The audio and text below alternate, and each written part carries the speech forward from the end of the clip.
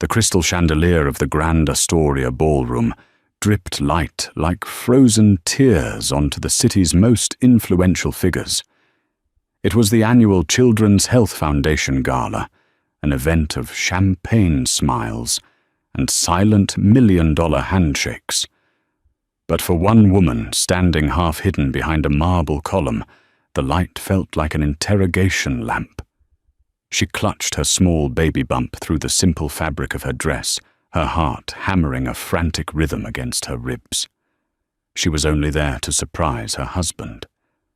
But the surprise she was about to learn was entirely hers.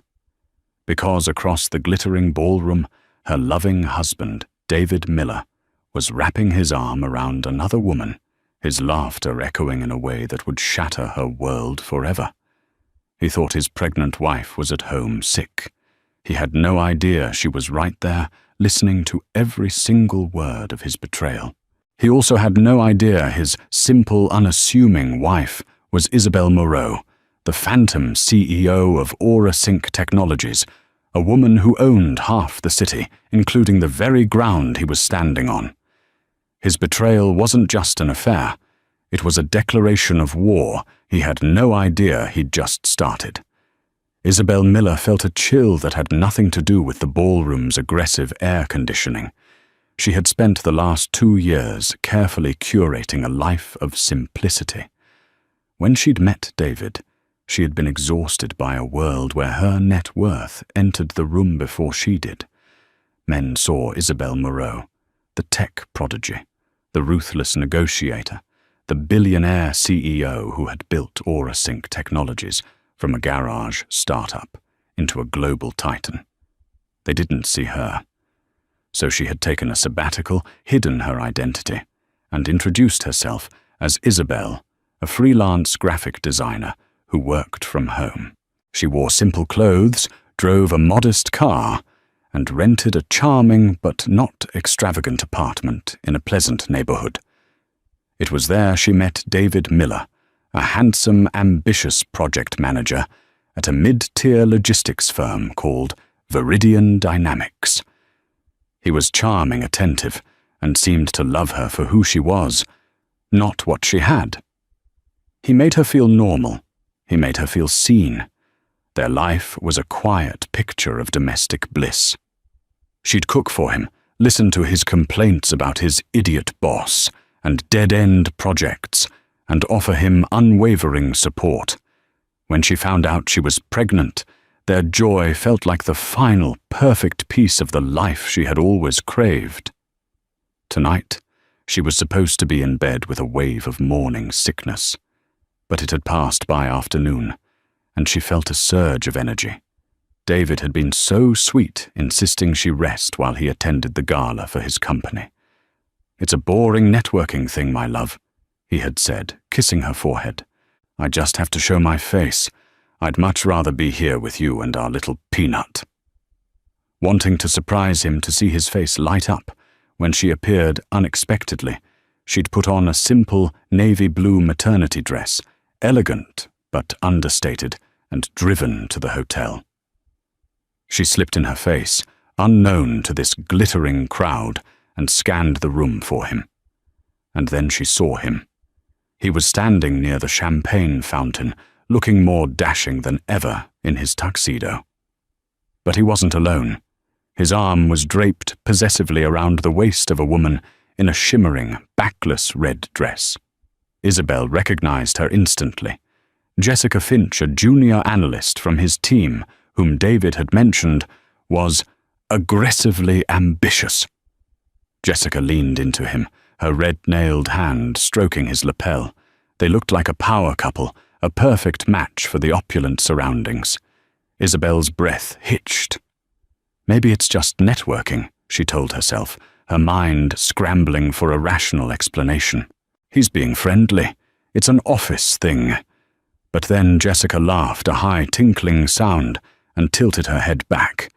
David leaned down and kissed her, not a polite peck, but a slow, lingering kiss filled with an intimacy that struck Isabel like a physical blow. The world tilted on its axis, The murmur of the crowd faded into a dull roar in her ears. Rooted to the spot behind the column, she couldn't move. She could only watch and listen as a few of David's colleagues joined them. "You two are brave being so public," a man named Paul chuckled, nudging David.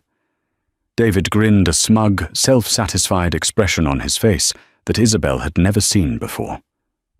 "Why hide it? Life's too short to be stuck in a boring routine." He took a sip of his champagne. "Besides, it's not like my wife would ever show up at a place like this.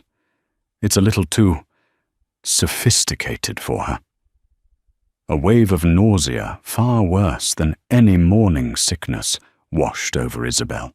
Jessica giggled and ran a hand down David's arm. "Don't be mean, Davy. Isabel is sweet, very domestic, probably at home knitting booties or something." The group laughed. The sound was like broken glass in Isabel's ears. "Sweet and boring." David corrected his voice, dripping with condescension. "Honestly, guys, it was a mistake from the start. I needed stability at the time, and she was available. But a man has needs. A man with my ambition needs a partner who can keep up someone with fire like Jess." He squeezed Jessica's hip. "Plus, the pregnancy has made her so dull. All she talks about is doctor's appointments and nursery colours. It's a total passion killer." "So what's the plan?" Paul asked. "You gonna leave her?" David shrugged the picture of casual indifference. "After the baby is born, of course. I'm not a monster. I'll do the right thing, set her up in a little apartment somewhere, pay some child support. She'll be fine. She's not exactly equipped for the real world, bless her heart. But my future," he said, looking at Jessica with adoration, "is with this one. She's my ticket to the top." The cruelty of his words was surgical. Every syllable was designed to diminish her, to reduce their 2 years, and the child she was carrying to a boring routine, a temporary inconvenience he had to manage. He hadn't just cheated on her. He had erased her, belittled her, and pitted her, all while planning her disposal. Tears welled in Isabel's eyes, hot and stinging. But beneath the profound, soul-crushing hurt, something else was stirring. A cold, dormant part of her that she had locked away for 2 years began to awaken. It was the part of her that didn't cry, that didn't break. It was the part that analyzed, strategized, and executed. It was the part of her that was Isabel Moreau. She saw him not as her husband, but as a hostile asset, a liability. He spoke of ambition, of his ticket to the top. He had no idea he was talking to the woman who owned the elevator. Without making a sound, she backed away, melting into the shadows of the grand ballroom. She didn't run. She retreated. Her exit was as silent and unnoticed as her entrance. As she walked out into the cool night air, the tears on her cheeks dried, replaced by an icy resolve. He wanted to discard her. He thought she was simple, unequipped for the real world. He was about to find out just how real her world could be. The game was on, and Isabel Moreau never ever lost. The drive back to the apartment she had shared with David was a blur of streetlights and numb disbelief. The charming 3-bedroom flat that had once felt like a cozy sanctuary now seemed like a movie set, a flimsy facade for a life that was a complete lie. Every photo on the wall of them, smiling on a hike of them, kissing on New Year's Eve, was a testament to her naivety. She walked through the rooms a ghost in her own home. She saw his clothes spilling out of the laundry basket, his favorite mug by the sink, the book he was reading on the nightstand. The life she had cherished was a cage she had built for herself. The simplicity she had craved had been used as a weapon against her. She stood in the middle of the living room, one hand on her belly, the other clenched into a fist. The grief was a physical weight threatening to crush her. A part of her wanted to collapse, to scream and sob until there was nothing left. But the CEO inside her, the woman who had faced down hostile boards and corporate raiders, refused to let her break. That part of her whispered a cold, hard truth. Grief is a luxury you cannot afford right now. Strategy is your survival. She walked into her home office, a small room David had always referred to as her little hobby space. She sat down at the sleek, minimalist desk and opened her personal laptop, a device far more powerful and encrypted than anything David could imagine. Her fingers flew across the keyboard, muscle memory taking over. With a few keystrokes, she bypassed the firewalls of her own company, accessing her private executive dashboard. The screen lit up with the glowing logo of AuraSync Technologies, and for the first time in 2 years, Isabel Moreau looked at her empire. Real-time data streams, global asset valuations, project trajectories, and confidential communications flooded the screen. Seeing it all laid out before her was like taking a deep breath of pure oxygen after being submerged for too long. This was who she was. This was her power. Her first call was to the one person who knew the truth about her double life. "Benjamin," she said, her voice steady and devoid of emotion. "Isabel," came the calm, familiar voice of Benjamin Carter, her chief operating officer and her most trusted confidant. "I was surprised to see your secure line active. Is everything all right?" Benjamin was a man in his late 50s, impeccably professional, who had been with her since the beginning. He had strongly, if respectfully, advised against her social experiment. "No, Benjamin, nothing is all right," she said. "The experiment is over. It was a catastrophic failure." There was a pause on the line. Benjamin was too discreet to say, "I told you so, por stás," but she could feel it. "What are your orders?" he asked simply. "I need you to do several things for me with the utmost discretion. First, I want a complete financial workup on David Miller, not just his salary from Viridian Dynamics. I want to know about any personal debts, credit lines, secret accounts, everything. I want to know where every single penny he has is located." "Consider it done," Benjamin replied without hesitation. "Second," Isabel continued, her voice hardening, "the apartment on Crestwood Avenue. I believe the title is held by one of our subsidiary real estate holding companies, correct?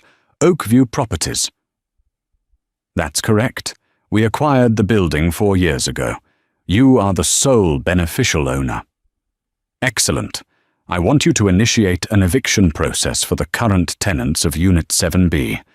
Use a standard reason. Owner wishes to reclaim property for personal use. I want the notice delivered by a bailiff in exactly 72 hours. 72 hours. Understood. And the tenants are David Miller and me." She said the words, tasting like ash. "But I will have vacated by then." Benjamin was silent for a moment. "Isabel, what happened?" he asked, his professional tone softening with genuine concern. Isabel closed her eyes, the image of David kissing Jessica Finch flashing in her mind. "He's having an affair, Benjamin. He flaunted her at the Astoria Gala tonight. He called me boring and simple. He plans to leave me after our child is born." She relayed the conversation. She had overheard her voice, a monotone recital of facts, stripping the words of their emotional power to prevent herself from breaking down. When she finished, the silence on the other end of the line was heavy. "The man is a fool," Benjamin finally said, his voice laced with a cold fury she had only heard him use when a competitor tried to poach their top engineers. "He is a fool of astronomical proportions. What else do you need? I'm leaving tonight. I'm coming to the city. Have my penthouse at the Apex Tower prepared. Full security detail, but keep it discreet. No one is to know I am back in town. From this moment on, Isabel Miller ceases to exist. I am Isabel Moreau again. The penthouse will be ready in an hour. Your car will be waiting in the underground garage. One last thing, Benjamin. I want you to start compiling a dossier on Viridian Dynamics. I want to know their financial weaknesses, their key contracts, their executive board's pressure points. I want to know everything. I have a sudden interest in their market share. A slow smile could be heard in Benjamin's voice. With pleasure, Miss Moreau. Welcome back. After the call, Isabel moved with quiet efficiency. She packed a single bag with essentials, her laptop chargers, a few changes of comfortable clothes, and a small framed ultrasound picture from her bedside table. She looked at the tiny, grainy image of the life growing inside her. This was no longer just about her own broken heart. It was about securing a future for her child, a future where they would be protected, and where their father would never be able to cause them harm or disappointment. She took one last look around the apartment. She left behind the clothes, the books, the furniture, the entire stage set of her failed life as Isabel Miller. She walked over to the kitchen counter and slipped her wedding and engagement rings off her finger. They felt cold and foreign. She placed them deliberately in the center of the counter, a silent, glittering statement. Then she walked out, closing the door behind her without a sound. She didn't look back. Isabel Miller was gone. Isabel Moreau was driving into the heart of the city, not as a heartbroken wife running away, but as a queen returning to her throne to plot a war. David Miller came home from the gala around 2 a.m., drunk on champagne and success. The night with Jessica had been intoxicating. He felt like the king of the world. He tiptoed into the apartment, expecting to find Isabel asleep. When he saw her side of the bed was empty and neatly made, he felt a brief flicker of annoyance. She was probably sleeping in the guest room again, because his late arrival would have disturbed her. So sensitive. So boring. He didn't even notice the missing suitcase in the closet or the empty space in the medicine cabinet. He collapsed into bed and fell into a dreamless sleep. The next morning, he woke up with a pounding headache and sent Isabel a perfunctory text. "Hey, rough night. Hope you're feeling better. I'm heading to the office. Love you." The lack of a reply didn't register. She was probably busy. His first inkling that something was wrong came at lunchtime. He tried to buy a ridiculously expensive sandwich for himself and Jessica at a trendy deli, hoping to impress her. His corporate credit card was declined. He frowned, running it again. Declined. Flustered, he pulled out his personal American Express. "Card has been suspended, sir," the cashier said with a bored expression. A hot flush of embarrassment crept up his neck as Jessica watched with a raised eyebrow. He paid with his debit card, feeling his anger mount. He called the credit card company from his office. "I'm sorry, Mr. Miller," a polite but firm voice informed him, "the primary account holder has frozen the card and removed you as an authorized user." "The primary account holder? That's my wife," David sputtered. "She can't do that without my permission." "Actually, sir, according to our records, Mrs. Isabel Miller is the sole primary holder and is fully within her rights to manage the account as she sees fit." Furious, David tried to call Isabel. The call went straight to voicemail. He tried again. Voicemail. He sent a flurry of angry texts. "What the hell is going on with the credit cards? Isabel, are you trying to embarrass me? Call me now." They all remained undelivered. It was as if her phone had simply ceased to exist. He stewed for the rest of the day, his grand plans with Jessica feeling slightly less glamorous when he couldn't even buy her lunch properly. When he got home that evening, the apartment felt strangely empty and quiet. He called out her name. No answer. He saw the rings then sitting on the granite countertop, catching the last rays of the afternoon sun. A cold dread heavier than any hangover settled in his stomach. This wasn't just about a credit card. She was gone. Panic mixed with indignation. How dare she? How dare this quiet, simple woman make such a dramatic, disruptive gesture? He searched the apartment, finally noticing the missing clothes had toiletries gone. She had left him. For the next 2 days, David cycled through rage, confusion, and a strange sense of liberation. He told Jessica that Isabel had left him after a fight playing the part of the wronged, misunderstood husband. Jessica, seeing her path to becoming the new Mrs. Miller clearing up, was perfectly sympathetic, her presence a balm to his bruised ego. The real bomb dropped on the 3rd day. David was getting ready for work when a loud, authoritative knock echoed through the apartment. He opened the door to find a stern-looking man in a suit, a bailiff holding a clipboard. "David Miller?" the man asked. "Yes." "I'm here to serve you with this notice." He handed David a thick envelope. David tore it open, his eyes scanning the dense legal text. Words leaped out at him. Eviction notice, 30 days to vacate. Property of Oakview Properties, Inc., reclaimed for owner's use. He stared at the document, his mind refusing to process it. "This is impossible," he stammered. "We have a lease. I pay the rent." "According to our records," the bailiff said, his tone flat. "The rent has been paid in full for the last 2 years from an account belonging to Isabel Miller. An account which has now been closed. The property owner is exercising their right to terminate the tenancy at will. You have 30 days, sir. Good day." The bailiff turned and walked away, leaving David standing in the doorway, the notice trembling in his hand. He stumbled back inside his world spinning. He always thought he paid the rent. The money came from their joint account, but his salary was the primary deposit.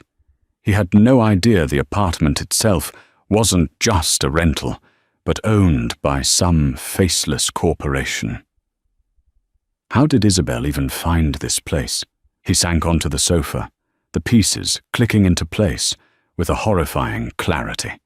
The suspended credit cards, the closed bank account, the eviction.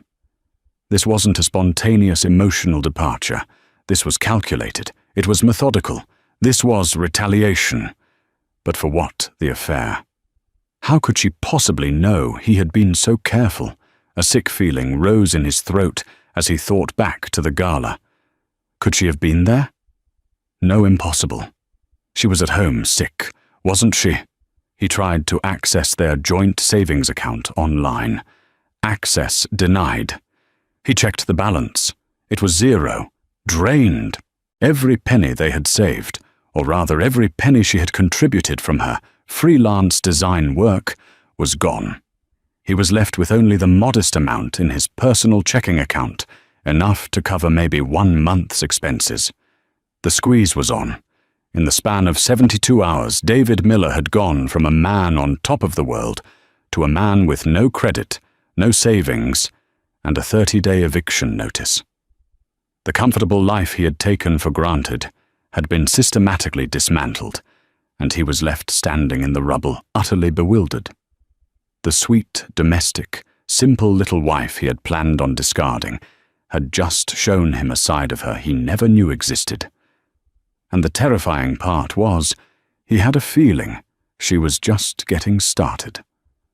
From her penthouse apartment overlooking the city, Isabel Morrow operated with the precision of a surgeon.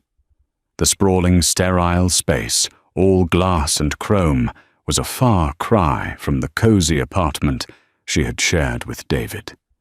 It was her command center. A massive screen on one wall displayed stock tickers, encrypted communications, and the dossier on Viridian Dynamics, which was growing thicker by the hour. Benjamin Carter sat opposite her at a large glass table, his expression grim. "The financial squeeze is effective," he reported. "Miller is attempting to open new lines of credit. but his debt-to-income ratio without your assets is abysmal. He's being denied." "Good," Isabel said, taking a sip of chamomile tea. She had to be mindful of the baby. Her vengeance would be cold and clean, fueled by intellect, not volatile rage. "What's the status on Viridian?" "They are exactly as we suspected," Benjamin said, pointing to a flowchart on the screen. "Over-leveraged and desperate to land a major contract to appease their shareholders. Their entire Q4 projection hinges on acquiring the logistics contract for the new Helios project." Isabel's lips curved into a faint, predatory smile. The Helios project was a massive, multi-billion-dollar international tech initiative, and the lead partner on the project was AuraSync Technologies. Viridian Dynamics was just a small fish hoping to feed on the scraps. "And David's role?" she asked. "He's the project manager for Viridian's bid," Benjamin confirmed. "According to our intel, he's cut corners significantly on safety and insurance protocols to bring their bid in at a suicidally low price. He's banking everything on us not looking too closely at the fine print." "He's banking on me being simple," Isabel murmured to herself. "He's about to learn how closely I look at everything." The next week was hell for David. The pressure at work was immense. His boss, a perpetually stressed man named Robert, was breathing down his neck about the Helios bid. Meanwhile, his personal life was in shambles. He and Jessica were frantically searching for a new apartment, but with his frozen finances and her meager salary, their options were bleak and depressing. Their passionate affair was quickly souring under the weight of real-world stress. "I don't understand why you can't just fix this." "David," Jessica whined one evening, scrolling through grim apartment listings on her phone. "Why was everything in her name? It's like you owned nothing." "I thought we owned it together," he snapped, his patience worn thin. "I had no idea she was so manipulative, so controlling." He had successfully painted himself as the victim, and Jessica, for now, was buying it. The day of the final bid presentation arrived. This was David's chance to turn everything around. Landing the Helios contract would make him a hero at Viridian. It would mean a huge bonus, a promotion enough to escape this financial nightmare and start his new life with Jessica properly. He and his team sat in the sterile, intimidatingly large boardroom at the AuraSync Tower, a building so modern and powerful it made his own office look like a relic. They were presenting to the project's oversight committee. David had practiced his pitch for weeks. He was confident, smooth, and utterly unprepared for what was about to happen. The presentation went well. He laid out Viridian's proposal, highlighting their competitive pricing and aggressive timeline. The committee members listened, their faces unreadable. When he finished, a calm voice spoke from the head of the table. It was Benjamin Carter, COO of AuraSync. "Thank you, Mr. Miller," Benjamin said, his eyes cold. "An ambitious proposal. However, we have some concerns." He gestured to a large screen which lit up with excerpts from David's own bid. "On page 47, you outline your insurance coverage. Our risk assessment team has flagged this as being woefully inadequate for a project of this scale. In fact, it barely meets the minimum legal requirement." Was this an oversight? David felt a prickle of sweat on his brow. "It's a preliminary figure designed to keep the initial bid competitive. We planned to renegotiate once the contract was awarded." "So you submitted a fraudulent bid?" Benjamin stated not as a question, but as a fact. The room's temperature seemed to drop several degrees. "I would not call it fraudulent," David began. "Furthermore," Benjamin continued, ignoring him and bringing up another document, "your proposed supply chain relies on parts from a manufacturer that was recently cited for extensive labor violations, something a routine due diligence check would have revealed. Orasync has a zero-tolerance policy for such associations. Did you perform due diligence? Mr. Miller. David's throat was dry. He had outsourced the due diligence to a junior analyst to save time. Jessica. He shot a panicked look at her, but she was staring at her hands, avoiding his gaze. And finally, Benjamin said, delivering the killing blow, your timeline. It's aggressive because you've budgeted for only a single quality control check at the final stage of production. For the Helios project, we require a minimum of 3 at every stage. Your proposal doesn't just cut corners, it saws the legs off the table and hopes no one notices. Benjamin Carter leaned forward. This bid is not just unprofessional, Mr. Miller. It is reckless and dangerously incompetent. It exposes this project to unacceptable levels of financial and ethical risk. We are not only rejecting Viridian's bid, but we will also be formally communicating our concerns about your team's professional standards to your CEO. The words hit David like a freight train. He was humiliated, exposed. He looked at his team. They were staring at him with a mixture of shock and contempt. He had failed, and he had taken them all down with him. The dismissal was swift and brutal. An hour after returning to the Viridian offices, David was summoned to his boss's office. Robert, his face pale with fury, was on the phone with Orasync's legal department. I understand, Robert was saying, his voice strained. Yes, of course. We take this very seriously. Thank you. He slammed the phone down and glared at David. Do you have any idea what you've done? You've not only lost us the biggest contract of the decade, you have made this company a laughingstock. Orasync is threatening to blacklist us from all future tenders. Pack your desk. You're fired. And so is Finch. I want you both out of this building in 10 minutes. David stood there speechless. In a single afternoon, his career, the one thing he had prized above all else, had been utterly annihilated. As he walked back to his desk in a daze, he caught Jessica's eye across the office. Her face was a mask of cold fury and terror. The ticket to the top he had promised her had just become a one-way ticket to the unemployment line. He didn't know how, but he knew with a sickening certainty that this was her doing. The simple, boring wife he had mocked was somehow behind this. She had not only taken his home and his money, but she had reached into the heart of his professional life and crushed it with terrifying, invisible force. Losing his job was the beginning of a freefall. The professional humiliation was absolute, but the practical consequences were even more dire. Without an income, David was toxic. The severance package from Viridian was insultingly small, a clear message for him to go away quietly. The eviction date loomed, a ticking clock counting down to homelessness. The relationship with Jessica disintegrated almost immediately. The passion that had been fueled by secret rendezvous and the thrill of the forbidden could not survive the harsh reality of failure and poverty. "This is all your fault," she shrieked at him in the half-packed, chaotic apartment. "You promised me a future. You said you were a man on the rise. You're nothing, David. You're a failure who got us both fired." "My fault," he yelled back, his voice hoarse with stress. "You were the one who was supposed to vet the suppliers for the Helios bid. You were so busy planning what you'd buy with the bonus that you didn't even do your job." Their arguments became a daily ritual, vicious and circular. The fire he had admired in her was now a raging inferno directed entirely at him.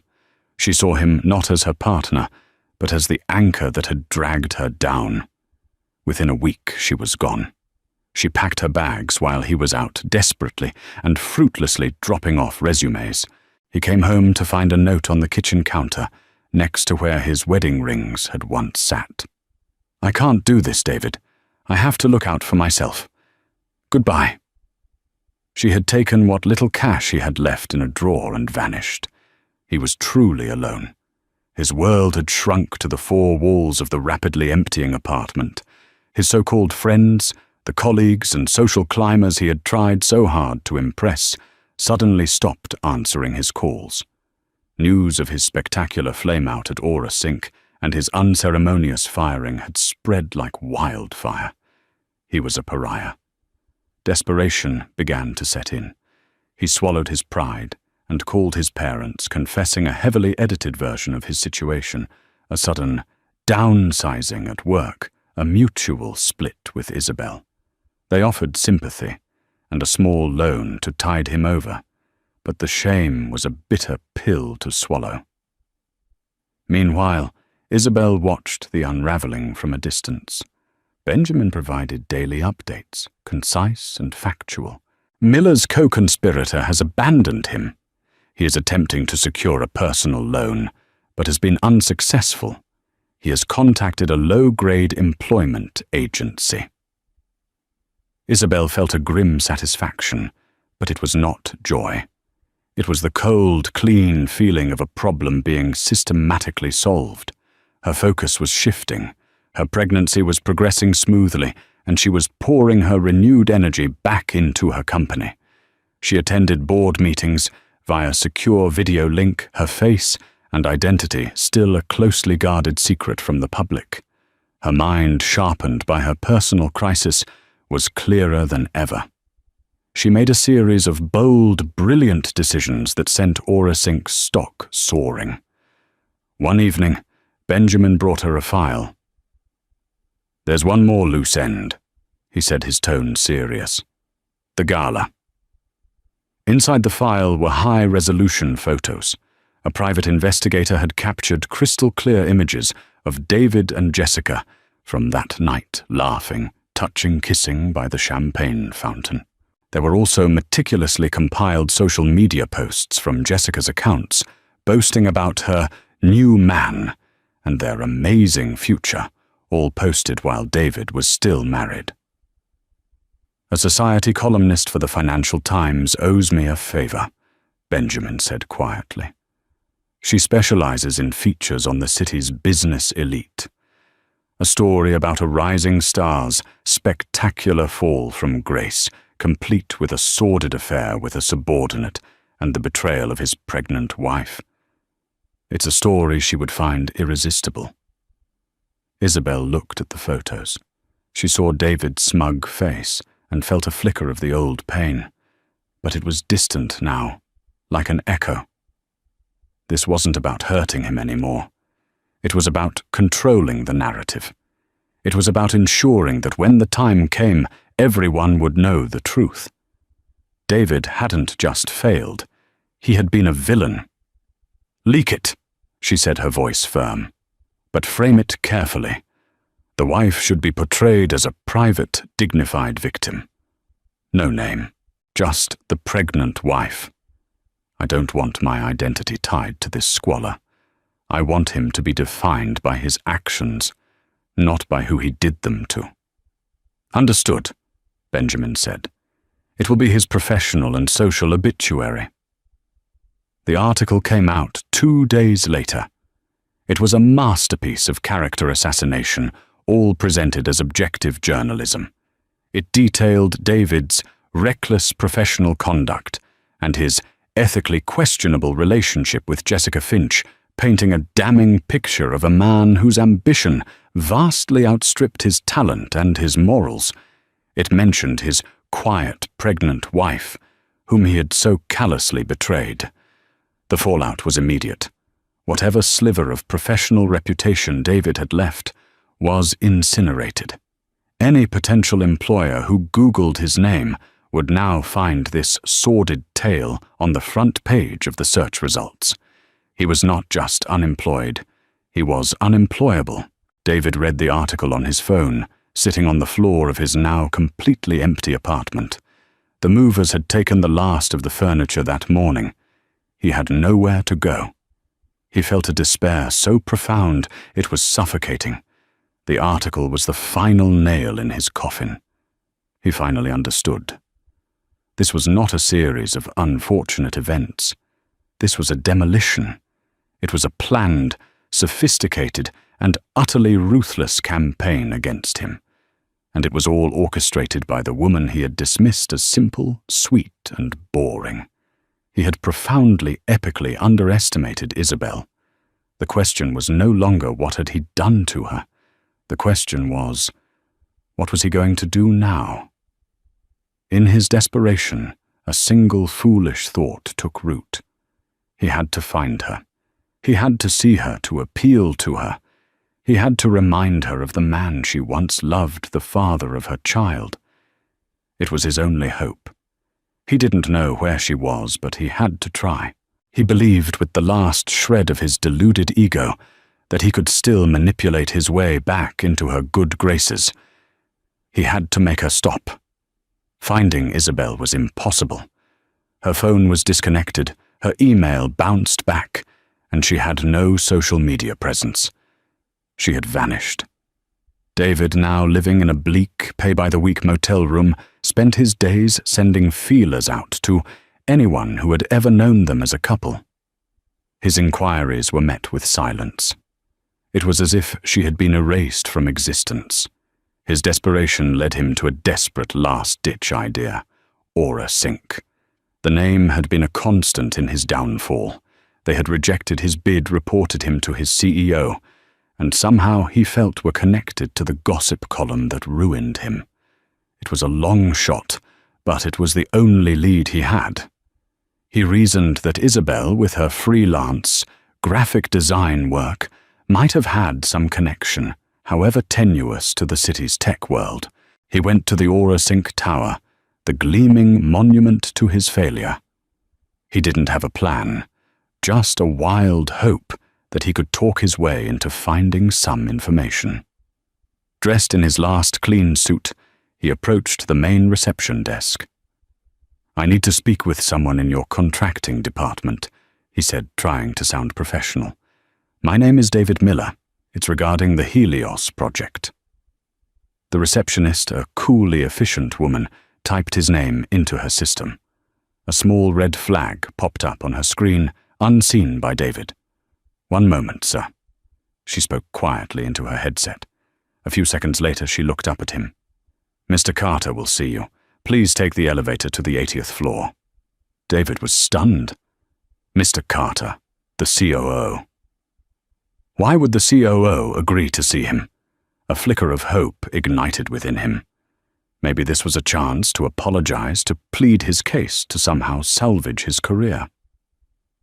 The elevator ride to the 80th floor was silent and swift. The doors opened directly into a vast minimalist reception area outside the executive suites. The air was rarefied, the silence profound. Benjamin Carter was waiting for him. "Mr. Miller," Benjamin said, his expression unreadable. "Thank you for coming. We have some final paperwork regarding the Viridian bid that requires your attention. Follow me." He led David not to an office, but to a massive boardroom. The room was dominated by a colossal mahogany table and a floor-to-ceiling window that offered a godlike view of the entire city. The men and women already seated around the table were impeccably dressed and radiated an aura of immense power. These were the senior executives of Aura Sync Technologies. David felt his stomach clench with anxiety. This wasn't about paperwork. It was an execution. "Please have a seat," Benjamin said, gesturing to a single empty chair at the end of the table, directly facing the head. David sat his hands, sweating. He felt like a prisoner in the dock. The executives stared at him, their faces a mixture of curiosity and disdain. "As you know," Benjamin began, standing at the head of the table, "Aura Sync was deeply disappointed by the professional conduct of your team at Viridian. Your actions constituted a serious breach of trust and ethics. Before we close this matter, our board had a few final questions." David swallowed hard, trying to form a coherent sentence, but his mind was blank with terror. Just then, the main doors to the boardroom opened with a soft hiss. A woman walked in. She was dressed in a tailored dark grey power suit that accentuated her confident posture and her now very prominent baby bump. Her hair was pulled back in a sleek, elegant chignon. Her face was the same, yet entirely different. The soft, gentle features he knew were now imbued with an unshakable confidence and an icy authority. She walked with a purpose and power that commanded the absolute silent attention of everyone in the room. The executives all rose to their feet in a gesture of profound respect. "Ms. Morrow." Benjamin said, his voice filled with deference as he pulled out the chair at the head of the table for her.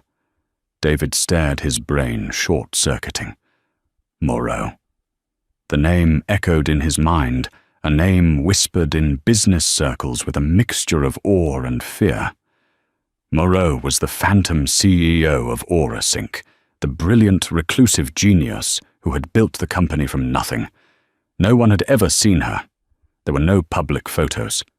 But he was seeing her now, and she was Isabel, his wife. She sat down, her cool grey eyes locking onto his.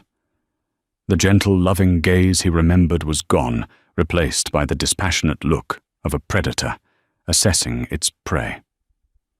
"Hello, David," Isabel Moreau said, her voice echoing in the cavernous silence of the boardroom. It was her voice, but it held a resonance of power he had never heard before. David's mouth opened and closed, but no sound came out. His mind was a maelstrom of confusion and terror. The freelance designer, the simple domestic wife, the woman he pitied. It was all a lie, a comprehensive, masterful deception. "I believe you are familiar with my work," she continued, gesturing vaguely to the room. "This is AuraSync, my company. The Helios project is my project. The building you stand in is my building. The apartment you were evicted from, I own that too." She let the words hang in the air, each one a hammer blow against his shattered reality. "You told your friends I was simple," she said, her voice dangerously quiet. "That I was not equipped for the real world. You spoke of ambition, of needing a partner who could keep up. You wanted a ticket to the top." She leaned forward slightly, her gaze pinning him to his chair. "David, you were sleeping next to the top. You just weren't smart enough to realize it." A choked, strangled sound escaped his lips. The room was spinning. "You worried about passion killers?" She went on, her voice devoid of any emotion except a chilling finality. "Let me tell you what truly kills passion. It's not a conversation about the color of a nursery. It is contempt. It is betrayal. It is the profound disrespect of a man who mocks the mother of his child behind her back while he plans to discard her like a piece of garbage." She stood up, and the entire board remained seated, their eyes fixed on her. She walked slowly around the table until she stood directly behind him. He could feel the warmth of her presence, a terrifying parody of their former intimacy. "You wanted to know why your life fell apart," she whispered, her voice right next to his ear. "It wasn't bad luck. It wasn't a corporate matter. It was me. I took your credit. I took your home. I took your career. And I took your reputation. I did it all without raising my voice, without sending a single angry text. I did it with a few phone calls from the hobby room you so generously allowed me." She walked back to the head of the table. "This is the real world, David. And in this world, actions have consequences. You have no money, no career, and no future in this city. You are nothing." She placed a hand on her stomach. "As for this child," she said, her voice softening for a moment, before hardening again into pure steel, "you will have no part in his or her life. You will not see them. You will not know them. My lawyers will be in touch regarding the formal termination of your parental rights, which I expect you to sign without contest. You are not a father. You are just a lesson my child will learn about one day." She looked at Benjamin. "Benjamin, please have security escort Mr. Miller out of my building. He is no longer welcome here." David finally found his voice, a pathetic, broken croak. "Isabel, please. I didn't know. I'm sorry. I love you." Isabel Moreau looked at him one last time, and for a fleeting second he saw a flicker of the woman he had married, a flicker of pain and loss. But it was gone as quickly as it came, replaced by the implacable resolve of a queen. "No, David," she said with absolute certainty. "You don't love me. You loved what you thought was my weakness. And my name," she added, turning her back on him, "is Miss Moreau." Security guards appeared at his side, gently but firmly lifting him from the chair. As they escorted him from the room, the last thing he saw was the back of his wife, the powerful CEO, looking out over the city she owned, without a single glance in his direction. He hadn't just lost a wife. He had been utterly and completely erased. The months that followed the unveiling were a period of quiet, focused reconstruction for Isabel. The storm had passed, the war was won, and now it was time to build the peace. David Miller faded into obscurity. Stripped of his name, his career, and his dignity, he left the city. Rumor had it he went back to his hometown, working a menial job, a ghost of the ambitious man he once pretended to be. He signed away his parental rights without a fight. He knew he had no other choice. He was a non-entity, a footnote in a story that was no longer about him. Jessica Finch suffered a similar fate, unable to find work in her field, her name forever tainted by the scandal. Isabel, however, flourished. Embracing her identity as Isabel Moreau, once more she came out of her self-imposed public exile. The business world was stunned by the revelation of the face behind AuraSync. She gave one and only one interview to the Financial Times, the same publication that had printed David's social obituary. She didn't mention her marriage or David.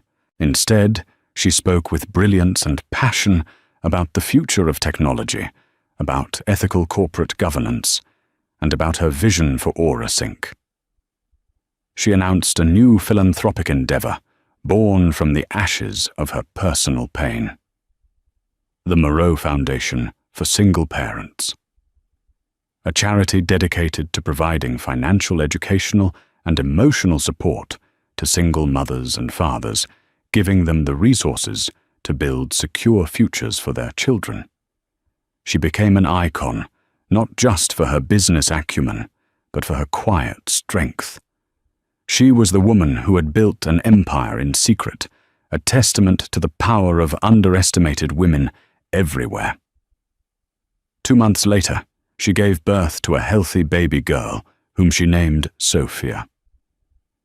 Holding her daughter in the quiet of the hospital room, looking into her tiny, trusting face, Isabel felt a sense of peace that vengeance had never provided. The revenge had been a necessary act of cleansing, of reclaiming her power and protecting her future. It was the closing of a painful chapter. But Sophia was the beginning of a new book, one filled with hope and unconditional love. Her life was no longer divided. She was both a mother and a CEO. She would bring Sophia to the office, the baby sleeping soundly in a bassinet in the corner of her sprawling office as she chaired board meetings. She would negotiate multi-billion-dollar deals on the phone while rocking her daughter with her foot. She proved that a woman's power was not a zero-sum game. Her strength as a mother fueled her wisdom as a leader, and her decisiveness in business made her a fiercely protective parent. Benjamin Carter became a doting grandfatherly figure to Sophia, often seen bouncing the baby on his knee while discussing quarterly projections with Isabel. The cold, sterile penthouse was transformed into a warm, loving home, filled with laughter and baby toys alongside stock reports. Isabel had sought simplicity and found betrayal. She had been forced to reclaim her power, and in doing so, found a new, more authentic version of herself. She learned that she didn't need to hide one part of her identity to nurture another. She could be Isabel Moreau, the titan of industry, and she could be Isabel Sophia's mother. They were one and the same. Looking out the vast window of her office one evening, with Sophia sleeping peacefully in her arms, Isabel Moreau surveyed the glittering city lights. It was her kingdom. But her empire was no longer just the glass and steel towers of Aura Sink. It was the small, warm weight in her arms, the steady beat of her daughter's heart against her own. She had faced the ultimate betrayal, and had not only survived, but had built a better, stronger world from the ruins. And in that new world, she and her daughter were safe, they were powerful, and they were free. And that is the incredible story of Isabel Moreau. It's a story about the devastating pain of betrayal, but more importantly, it's a powerful reminder that a person's worth is never determined by someone else's opinion. David saw a simple, boring wife, but he was blind to the queen standing right in front of him. Isabel's journey teaches us that our greatest strength often lies hidden, waiting for the right moment to emerge. It's about taking back control, not just for the sake of revenge, but for the sake of reclaiming your own story and building a future on your own terms. What did you think of Isabel's methods? Was her revenge justified, or did she go too far? Let us know your thoughts in the comments below. We love hearing your perspectives on these complex stories. If this story of empowerment, justice, and ultimate triumph resonated with you, please show your support by hitting that like button. Share this video with someone who needs a reminder of their own inner strength. And most importantly, if you haven't already, please subscribe to our channel and turn on notifications so you never miss another story of real-life drama and incredible resilience. Thank you for listening. He called her his everything, then paraded his nothing in front of everyone. This isn't a fairy tale. This is the story of Patricia Chatsworth, a woman who had it all: a penthouse overlooking Central Park, a wardrobe filled with haute couture, and a billionaire husband, Sibylla Pierce, who worshipped the ground she walked on. Or so she thought. At the city's most prestigious charity gala, with the flash of paparazzi cameras lighting up her Dior gown, and the secret of their first child blooming within her, Sibylla shattered their perfect world. He introduced his mistress to society, leaving a pregnant Patricia to crumble in the most public way imaginable. But from those ashes, a new woman would rise. This is the story of how a betrayed wife returned not for revenge, but to build an empire that would make her husband's fortune look like pocket change. Life for Patricia Chatsworth Pierce was a meticulously curated masterpiece. Their home, a sprawling duplex on the 75th floor of 157, wasn't just an apartment, it was a statement. Floor-to-ceiling windows offered a god's-eye view of Manhattan, a kingdom over which her husband, Sibylla Pierce, reigned. Sibylla, the CEO of Pierce Global Properties, was a man carved from ambition and granite. He had inherited a respectable real estate firm, and with a ruthless blend of charisma and cunning, transformed it into an international behemoth. Patricia was his perfect counterpart. With a master's degree in art history from the Sorbonne, she possessed a quiet elegance that Sibylla's new money desperately craved. She wasn't just a beautiful accessory. She was the curator of their life, transforming their cold modern spaces into warm, sophisticated homes filled with carefully chosen art. She advised him on acquisitions for the corporate collection and charmed his investors with her intellect and grace. She was in every sense his partner. Their 5th anniversary was approaching, and with it the annual Metropolitan Foundation Gala, the crown jewel of the New York social calendar. This year was different. Patricia held a secret she'd been cherishing for 8 weeks, a secret she planned to reveal to Sibylla in a beautifully wrapped box after the gala, a pair of tiny cashmere booties. She was pregnant. Their child, the true heir to the Pierce empire, was on the way. The evening of the gala, the air in the penthouse buzzed with anticipation. Patricia stood before the mirror, her reflection shimmering in a custom-made navy silk gown by Schiaparelli. The fabric clung to her frame, subtly hinting at the new life she carried. Sibylla entered the dressing room already in his tuxedo. Perfect, Patty. Absolutely perfect, he said, his voice a low hum of approval. He clasped a diamond necklace around her neck, his fingers cool against her skin. The necklace was the Lumière de Cascade, a breathtaking piece from Harry Winston he'd bought at a Sotheby's auction. A queen needs her crown jewels. She smiled, her heart fluttering. It's beautiful, Sibylla. Thank you. He kissed her cheek, a gesture that felt more performative than affectionate.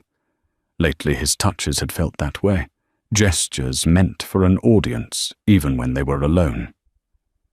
There had been late nights at the office, hushed phone calls he'd walk into his study to take, and a new, uncharacteristic scent of a different perfume, a sharp, cloying gardenia that sometimes clung to his suits. She had pushed the thoughts away, blaming her own nascent pregnancy hormones for her unease. Sibylla was a busy man. This was the price of their life. The gala was a chaotic symphony of wealth and power. Camera flashes exploded like fireworks as they stepped from their black Bentley. Patricia smiled, her hand resting protectively over her abdomen, a gesture no one but she understood. Inside the grand hall was a sea of designer gowns and hushed gossip. They held court at their table, a prime spot near the stage, accepting congratulations on a recent skyscraper deal in Dubai. To my brilliant wife, Patricia Sibylla, said, raising his glass of champagne in a toast to their table guests. The soul of our home, and the heart of my life. Patricia's cheeks flushed with pleasure. The doubts that had pricked at her conscience melted away under the warmth of his public adoration. This was her husband. This was their life. The first crack in her perfect world appeared an hour later. Sibylla excused himself to network. Patricia was engaged in a conversation with the elderly Mrs. Rothschild about a new Monet exhibition when a ripple of silence spread from the grand entrance. Heads turned. Whispers followed. Standing there, bathed in the archway's light, was a woman who was Patricia's complete opposite. She was sharp angles where Patricia was soft curves, her platinum blonde hair cut in a severe geometric bob. She wore a blood-red Alexander McQueen dress that looked less like a gown and more like beautiful, dangerous armor. Her name was Kendra Lowe, a ruthless up-and-comer in the world of venture capital, known for her aggressive takeovers and even more aggressive social climbing. And walking toward her, his hand outstretched, was Sibylla. Patricia watched a cold knot forming in her stomach as Sibylla took Kendra's hand. He didn't just greet her, he possessed her, his hand sliding from her fingers to the small of her back. He guided her through the crowd, not towards a peripheral group, but directly towards the center of the room, towards their table. The whispers grew louder, more insistent. They stopped a few feet from where Patricia sat, frozen. The world seemed to narrow to this single horrific tableau. Patricia Sibylla's voice was smooth, but his eyes were like chips of ice. I'd like you to meet Kendra Lowe.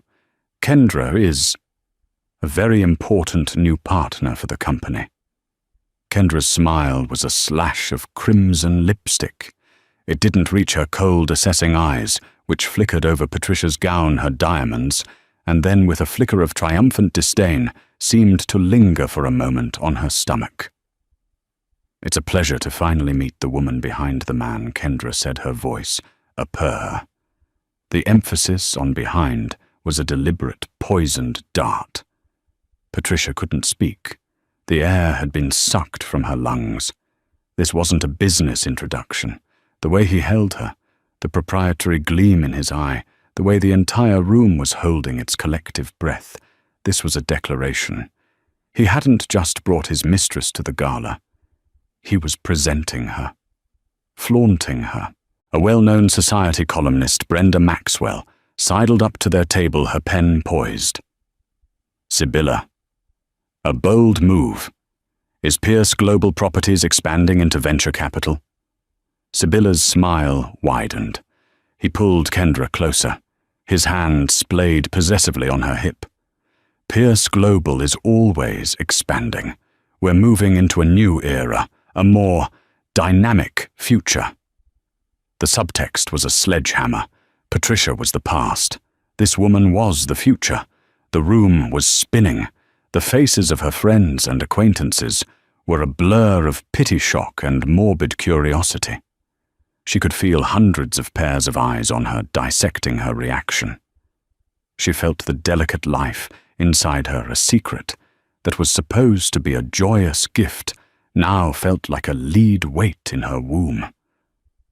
She rose from her chair, her legs trembling. "Sibylla," she whispered, her voice barely audible. "May I have a word with you in private?" He looked at her as if she were a stranger, a minor inconvenience. "We're a little busy right now, Patricia. Why don't you go get some air?" It was the dismissal that broke her. Not the affair, but the casual public cruelty of it. He had taken their life, their marriage, and set it on fire in front of the entire world, and he didn't even have the decency to look her in the eye while it burned. She turned her Schiaparelli gown, feeling like a shroud, and walked away from the table. She didn't run. She walked with a dignity she didn't feel, past the staring faces, past the whispers that followed her like a trail of smoke. Each step was an agony. The flash of a camera went off in her face, and in that blinding white light, she saw her future a ruin. She didn't stop until she reached the cold marble of the ladies' lounge. Leaning against the sink, she stared at her reflection. The diamonds around her neck felt like a slave's collar. Her perfect face was a mask of horror. And as the first sob tore through her, a sharp, cramping pain shot through her abdomen, a terrifying premonition of all the things she was about to lose. The Bentley ride back to the penthouse was a silent, suffocating ordeal. Patricia sat pressed against the far door, the plush leather feeling cold and alien. Sibylla sat beside her, radiating a chilling indifference. He scrolled through his phone, a small triumphant smile playing on his lips as notifications likely poured in about his dramatic social coup. He hadn't just launched a new business partnership. He had launched a new public identity, and he had used his wife's humiliation as the runway. When the car door opened, in the sterile silence of their private garage, Patricia moved on autopilot. She walked into the elevator, her gaze fixed on the polished steel doors, refusing to look at him. The cramping in her belly was a dull, persistent ache, now a drumbeat of dread. Inside the penthouse, the magnificent view of the city skyline seemed to mock her. A kingdom she no longer had a place in. What was that, Sibylla? Her voice was hoarse, stripped of its usual melodic tone. He finally looked up from his phone, his expression one of mild irritation. What was what, Patty? It was business. You're being hysterical. Hysterical. The word, so dismissive, so patronizing, cracked something open inside her. You brought that woman, your mistress, to the most public event of the year. You stood her next to me. You humiliated me in front of every person we know." He shrugged, walking to the bar and pouring himself a whiskey. "Kendra is not just a mistress. She's a formidable asset. Her firm is backing our new Tech City project in Austin." It was a strategic announcement. A strategic announcement, she repeated, her voice rising with disbelief. "You announced your affair as if it were a quarterly earnings report. Don't be so naive," he sneered, turning to face her, the amber liquid swirling in his glass. "This is how the world works. We had become stale, predictable. People respect power, Patty, boldness. What I did tonight, that was power. It's got everyone talking. The Pierce Global stock will probably jump 5 points tomorrow on the buzz alone." Patricia stared at him, truly seeing the man she had married for the first time. The charming, ambitious man she had fallen in love with was a facade. Beneath it was this, a cold reptilian creature who saw human beings as assets and liabilities. And tonight, she had been reclassified as a liability. And what about me? What about our marriage? She whispered, the fight draining out of her. "The marriage served its purpose," he said, with brutal finality. "You gave me class. You curated a beautiful life. But I've outgrown it. I need someone who can play in the big leagues, not just pick out curtains and paintings." The insult was designed to gut her, to reduce her entire contribution to their life to domestic fluff. It worked. She felt hollowed out, worthless. And then she remembered the secret she still held. Hope, fragile and desperate, flickered within her. Maybe this would change things. Maybe the reality of a child would pierce through his monstrous ego. "Sibylla, I'm pregnant." The words hung in the vast, silent room. He stopped swirling his drink. For a moment, she saw a flicker of something in his eyes, shock, maybe even fear. But it was gone as quickly as it came, replaced by a cold, calculating mask. He took a slow sip of his whiskey. "Well, that is inconvenient timing. Inconvenient." Her heart, already shattered, seemed to disintegrate into dust. Their child was an inconvenience. "We'll handle it." He continued, his tone chillingly practical. "My lawyers will draft a generous severance for you. An NDA, of course. We'll set you up in a nice apartment, maybe back in California, near your brother. You can have the baby quietly. A trust will be established. No one needs to know it's mine. It would complicate the narrative with Kendra." He was erasing them. With a few calculated sentences, he was writing her and their unborn child out of his life story. The cramp in her abdomen suddenly intensified, sharp and vicious. She gasped, doubling over and clutching her stomach. A wave of dizziness washed over her. "Sibylla." She breathed a new terror, eclipsing everything else. "Something's wrong." He looked at her with detached annoyance. "Stop being so dramatic, Patricia. It's a classic move. Don't think some phantom pain is going to make me change my mind. No, you don't understand." She gasped, leaning against a marble column for support. A terrifying warmth was spreading through her. "I think I'm bleeding." He just stared. There was no concern in his eyes, no rush to help. There was only suspicion, as if her physical agony was just another negotiation tactic. That was the moment Patricia Chatsworth Pierce died. In her place, something harder, something colder began to form. She looked at the man she had loved, the father of the child she was now losing, and saw nothing but a monster. With the last of her strength, she pushed herself off the column. "Get out!" she rasped. "This is my house, Patricia. Get out." Her voice was a low growl, filled with a venom that surprised them both. She ignored the pain, her entire being focused into a laser of pure hatred. If you are not out of this apartment in 5 minutes, I will call Brenda Maxwell myself and give her a story that will make your strategic announcement look like a fairy tale. I will tell her and every other reporter in this city about the child you're abandoning.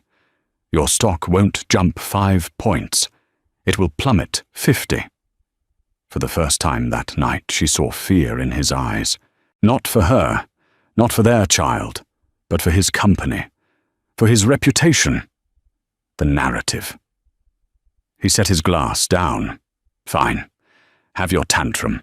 My lawyers will be in touch with yours. He turned and walked out of the penthouse and out of her life without a single backward glance.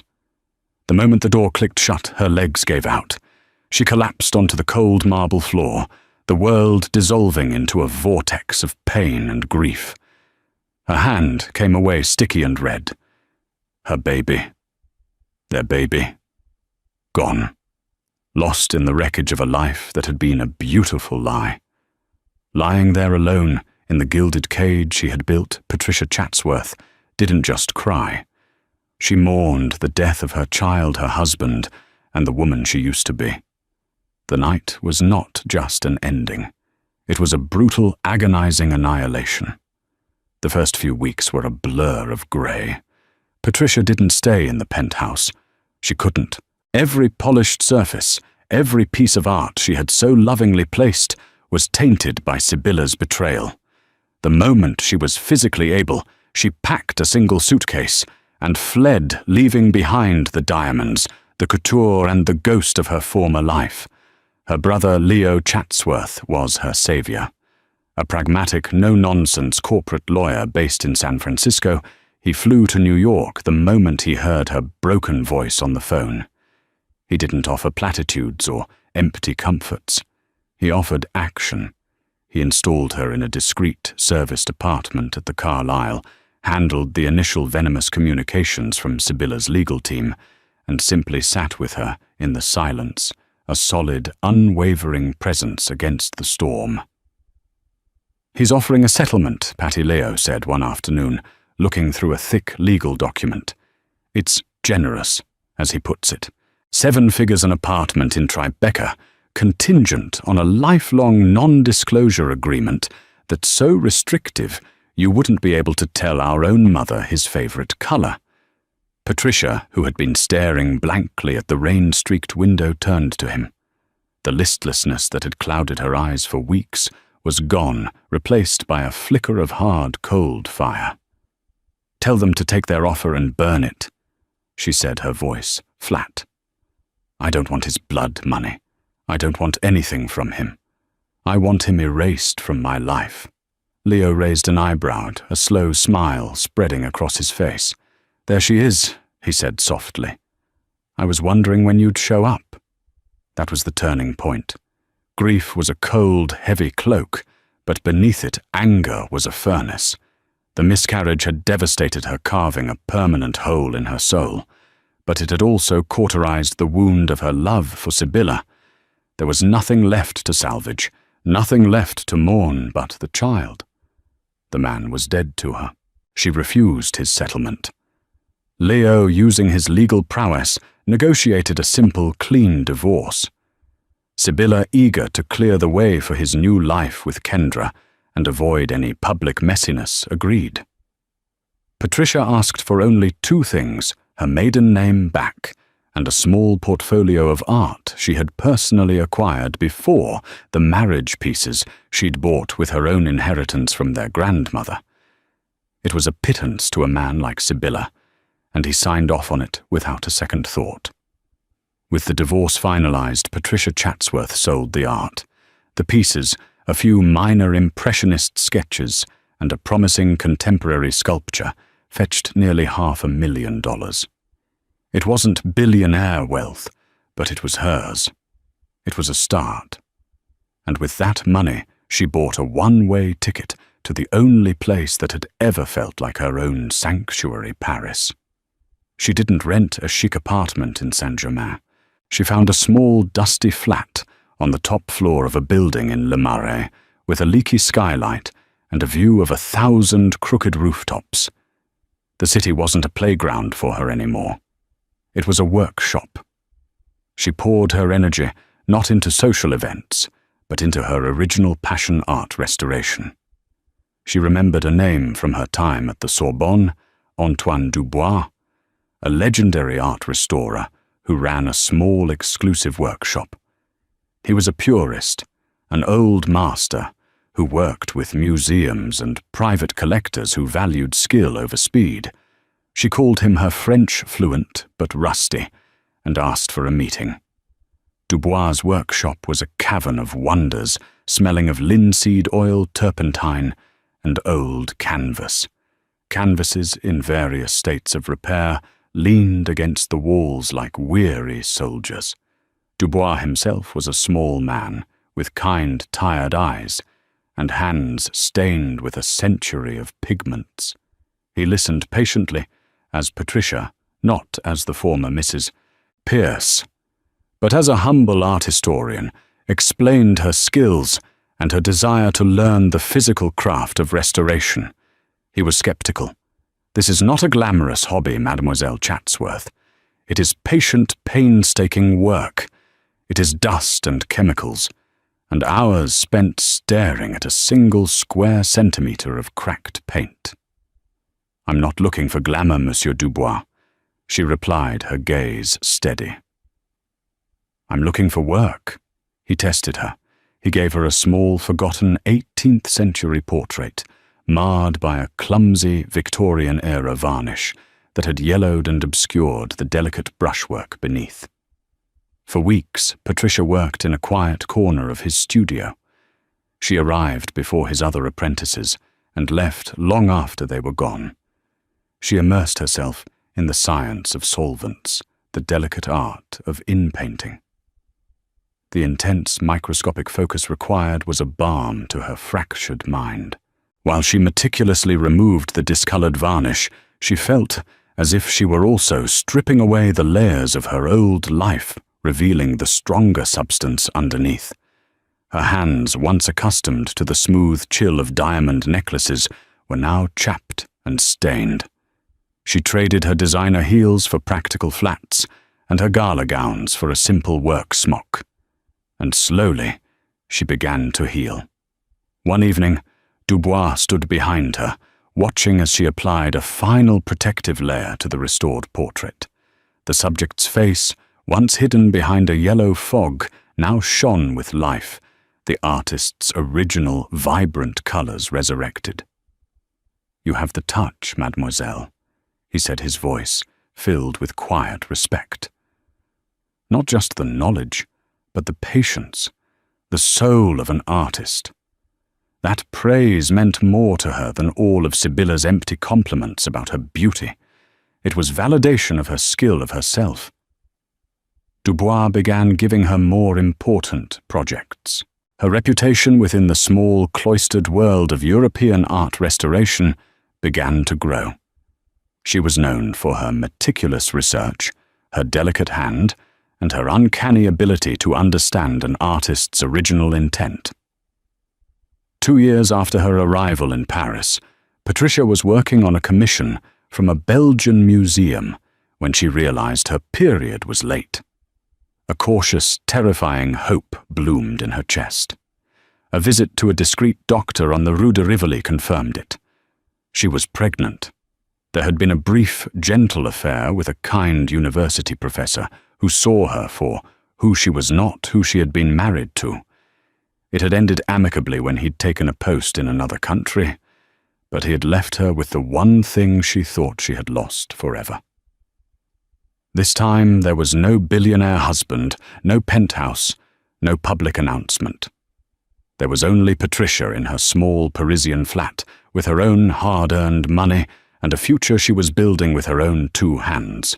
She placed a hand on her stomach, and for the first time since that horrible night, she felt a profound, unadulterated joy. This child would not be an heir to a cold empire. This child would be hers, her motivation, her masterpiece. She would name her Rosalind, a name that meant beautiful rose. a flower that could grow and thrive from the rubble. The next 5 years were a whirlwind of quiet, relentless construction. Patricia gave birth to a healthy, beautiful daughter, Rosalind, a child with her mother's thoughtful grey eyes and a spirit of pure sunshine. Motherhood redefined Patricia's ambition. It was no longer fueled by the bitter ashes of revenge, but by the fierce protective fire of a parent's love. She was not just rebuilding a life for herself. She was building a fortress for her daughter. She founded her own company, Chatsworth Restoration. Operating initially out of a larger studio space she leased near the Place des Vosges, she hired 2 of the best apprentices from Dubois' workshop. Antoine Dubois, now semi-retired, acted as her mentor and occasionally consulted on challenging projects, his revered name lending her fledgling company immediate credibility. Chatsworth Restoration became known for a niche expertise, identifying and restoring sleepers' paintings of immense value that had been misattributed or forgotten, hidden under layers of grime and neglect in dusty private collections and provincial auction houses. Patricia combined her academic knowledge with her hands-on skill. She would spend weeks in libraries and archives, tracing the provenance of a piece before ever touching a solvent to its surface. Her breakthrough came in her 3rd year of business. She was contacted by a Spanish family, the de Vegas, whose ancestors had been patrons of the arts. They had a large, dark painting of Venus that had been hanging in a drafty corridor of their ancestral castle for 200 years. It was attributed to a minor student of Velázquez and was considered largely worthless. They wanted it cleaned simply for sentimental reasons. When the painting arrived at her Paris studio, Patricia felt a familiar thrill. The composition was clumsy in parts, but the way the light fell on the subject's skin, the masterful rendering of the velvet drapery, it felt different, important. For 6 months, she and her team worked. They ran pigment analysis, X-rayed the canvas, and spent 1,000 hours on the restoration. As they painstakingly removed the dark, heavy overpainting from a 19th century modesty campaign, they uncovered the original breathtaking brushwork beneath. And in a corner, hidden under a layer of brown paint, they found a faint, looping signature. It wasn't a student's. It was the signature of Artemisia Gentileschi, one of the most celebrated and fiercely independent female artists of the Baroque period. It was a lost masterpiece, the Sleeping Venus of de Vega. The art world erupted.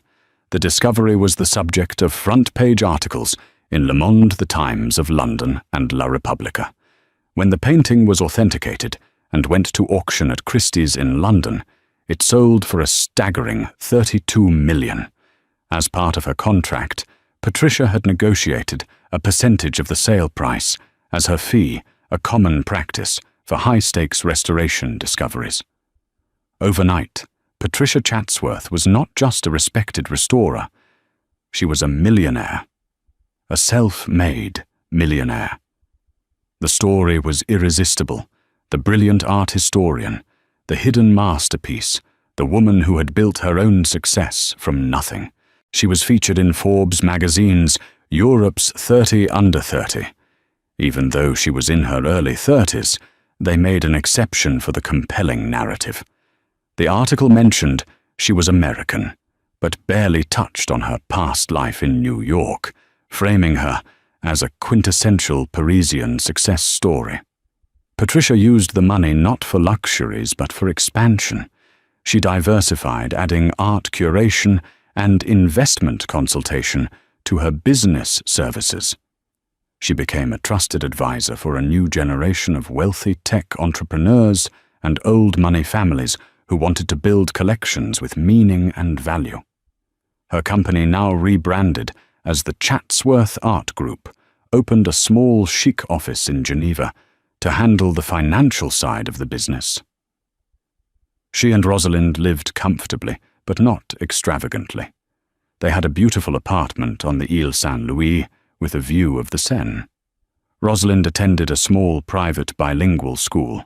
Their life was filled with museum visits, picnics in the Jardin du Luxembourg, and the comforting familiar scent of oil paint and old books. Patricia had found more than success. She had found peace. But as her European empire grew, she knew a crucial piece was missing.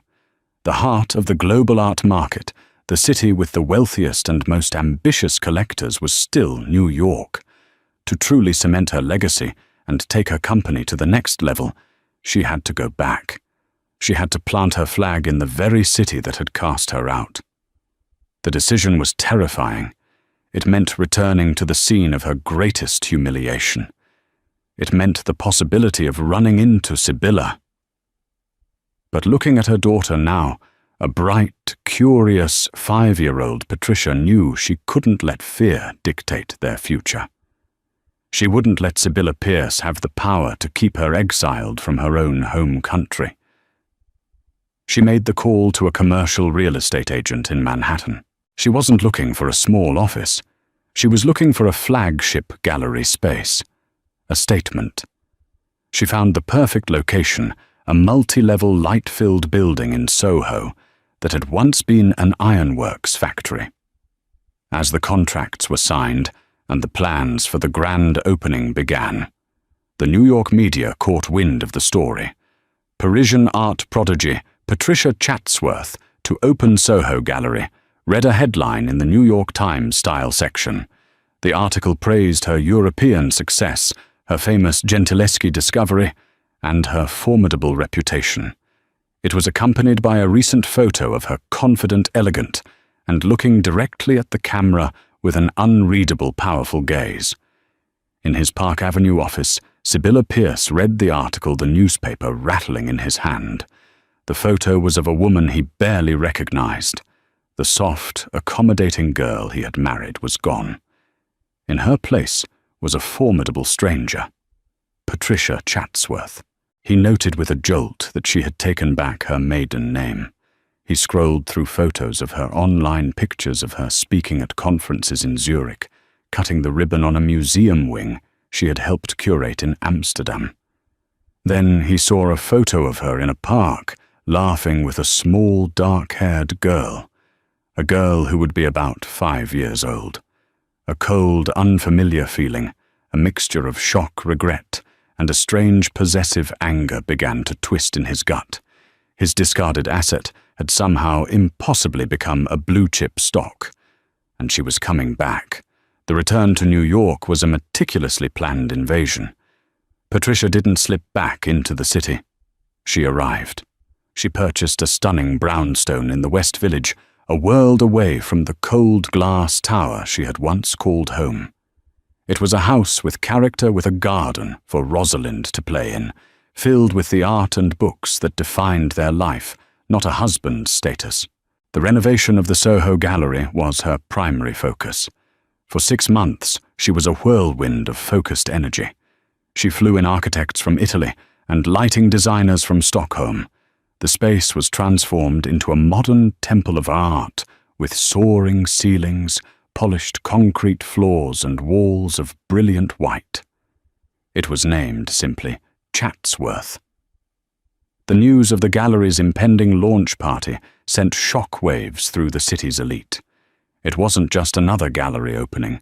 It was an event. The return of Patricia Chatsworth was a story too juicy to ignore. Whispers swirled in the same circles that had watched her fall apart 5 years ago. They remembered the humiliated wife fleeing the Metropolitan Foundation Gala. Now they were reading about the self-made millionaire, the art world powerhouse who had conquered Europe. The cognitive dissonance was intoxicating. Invitations to the Chatsworth opening became the most coveted social currency of the season. Patricia curated the opening exhibition herself. It was titled Resurgence, a collection of works by contemporary female artists who explored themes of transformation, strength, and the reclamation of narrative. The centerpiece was a magnificent large-scale abstract painting by a celebrated Japanese artist, full of bold, explosive color, breaking free from a dark, fractured background. It was a statement of intent.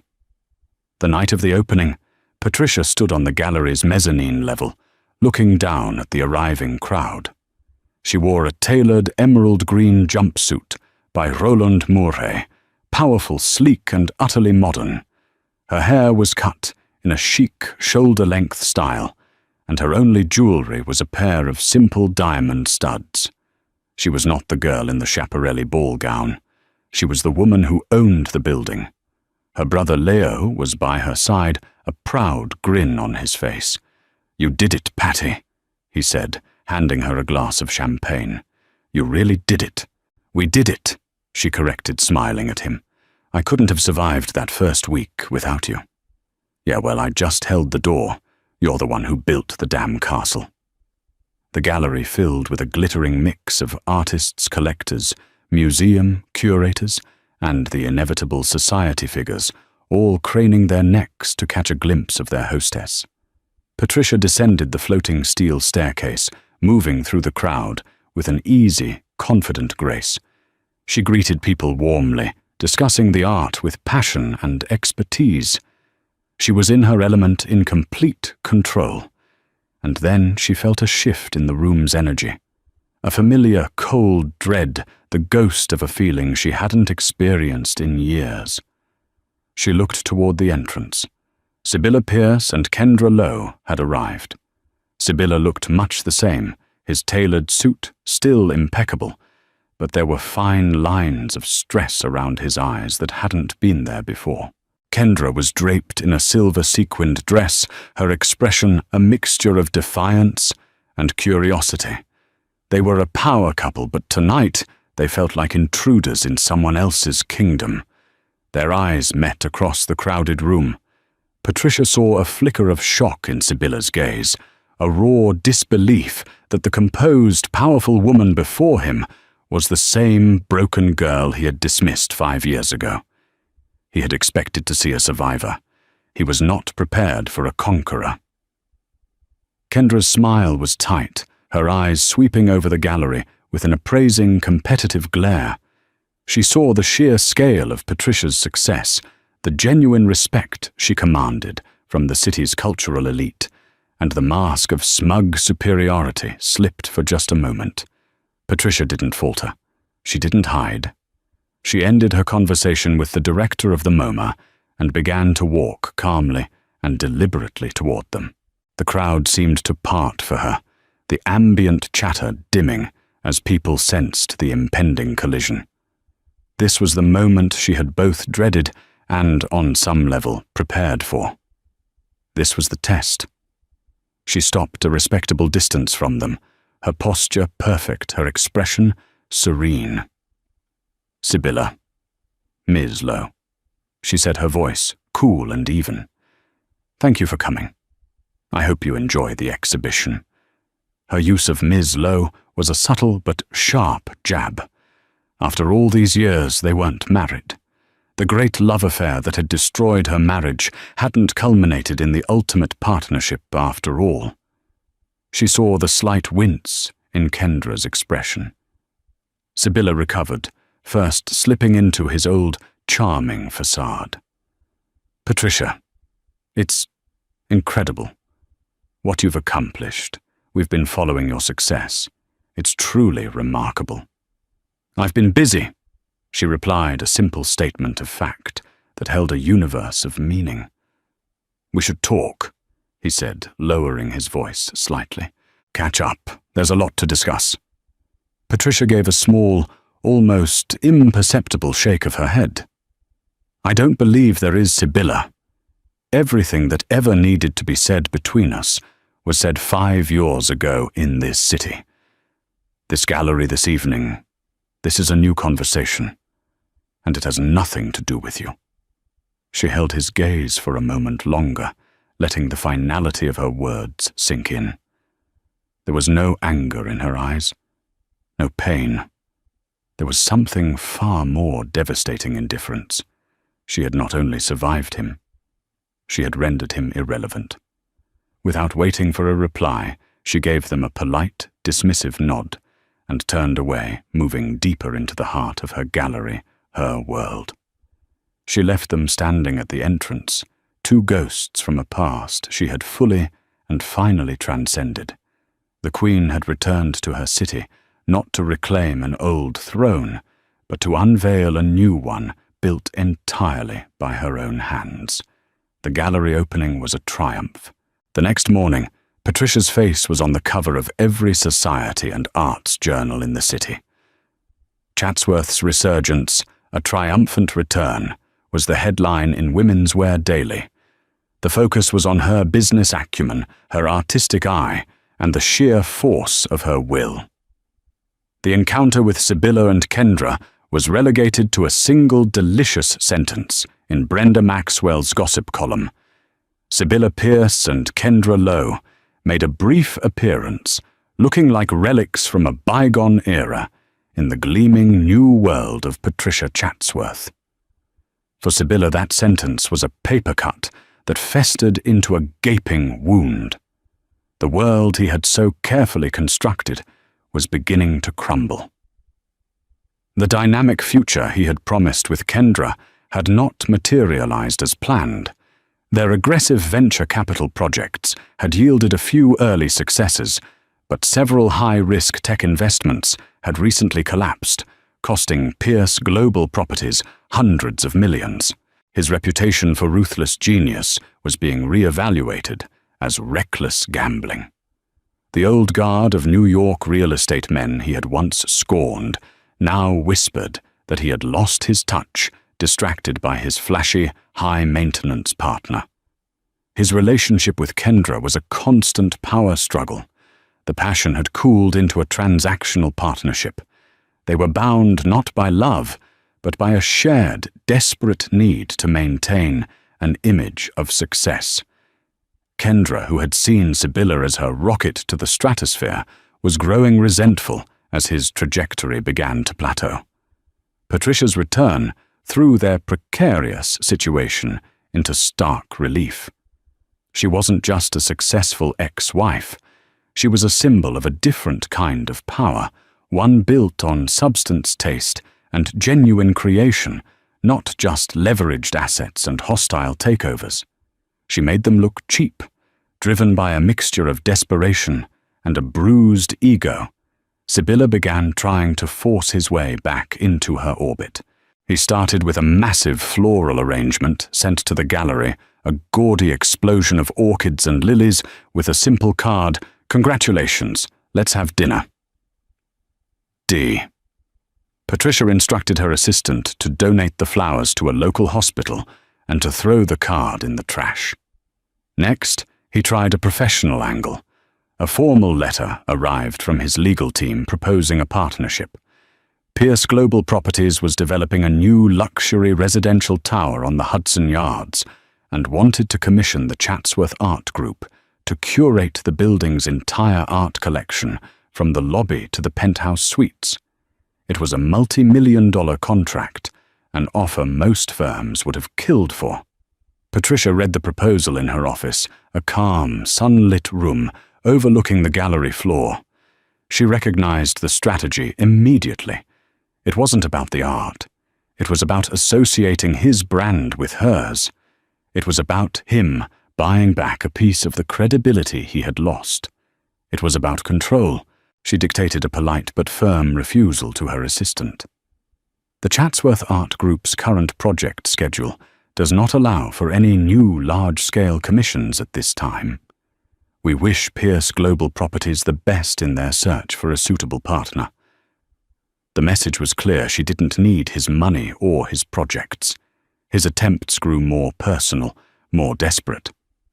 One afternoon, while Patricia and Rosalind were getting ice cream at a small shop near their home in the West Village, Sibylla happened to be walking by. "Patty fancy seeing you here," he said, his smile forced. Patricia's body went rigid. She instinctively put a protective arm around Rosalind, who was focused on her chocolate fudge scoop. "Sibylla," she said, her voice devoid of warmth. His eyes fell on Rosalind.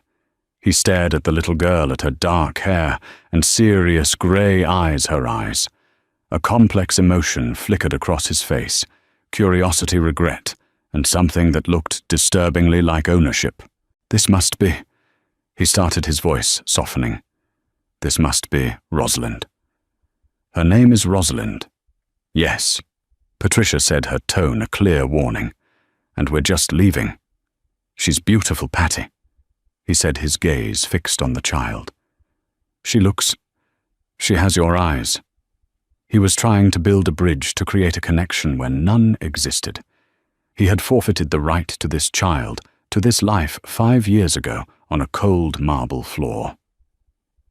My daughter and I have a class to get to, Patricia said, her voice like steel.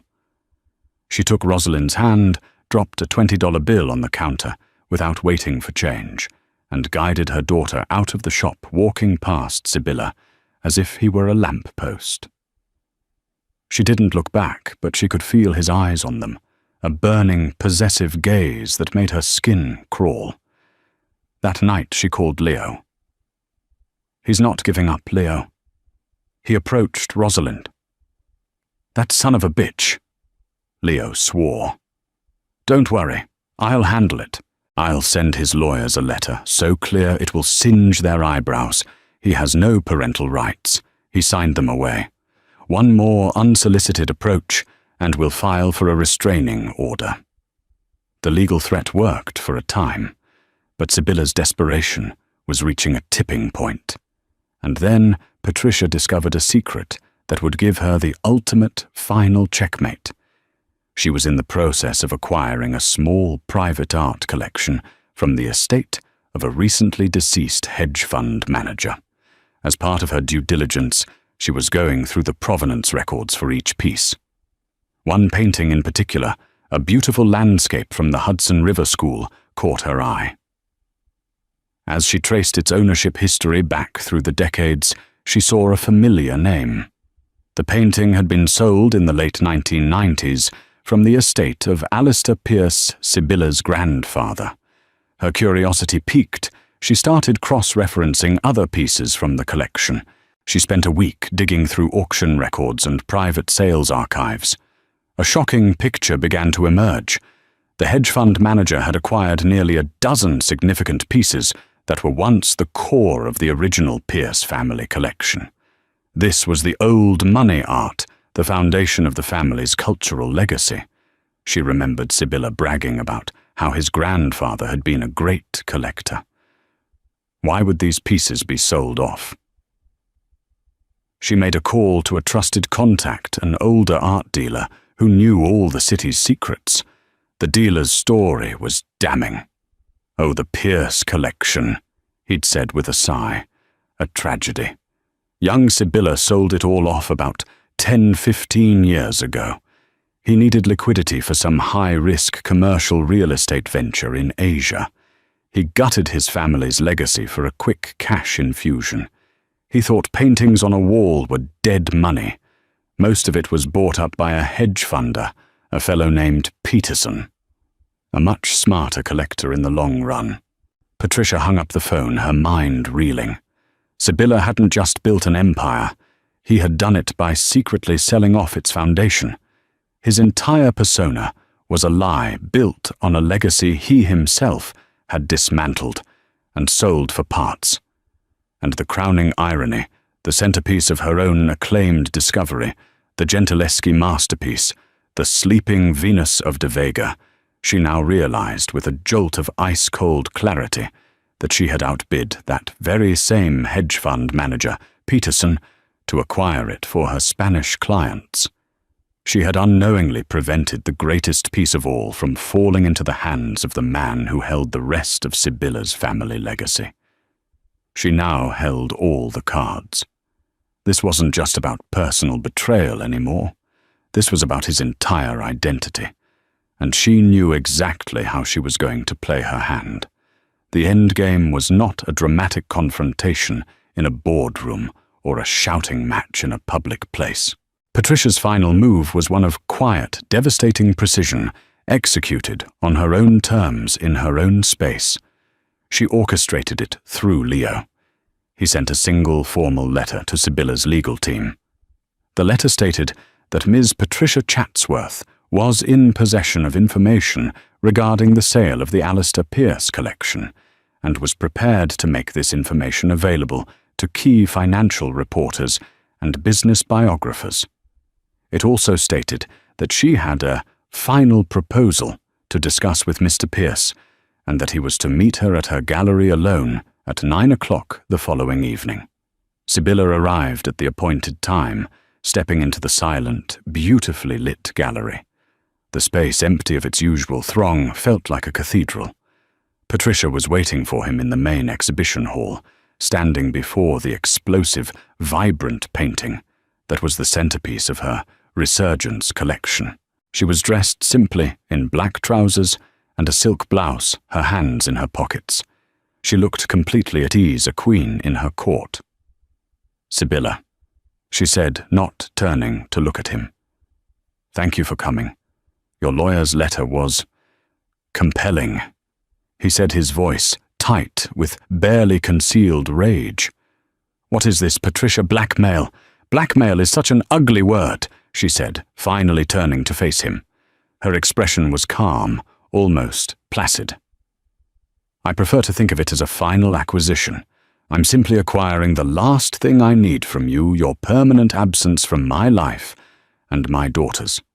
She gestured to a small table where a stack of folders lay. "I know about the collection. Sibylla, your grandfather's collection. I know you sold it off piece by piece to fund your first big gamble. You sold your heritage to build a house of cards.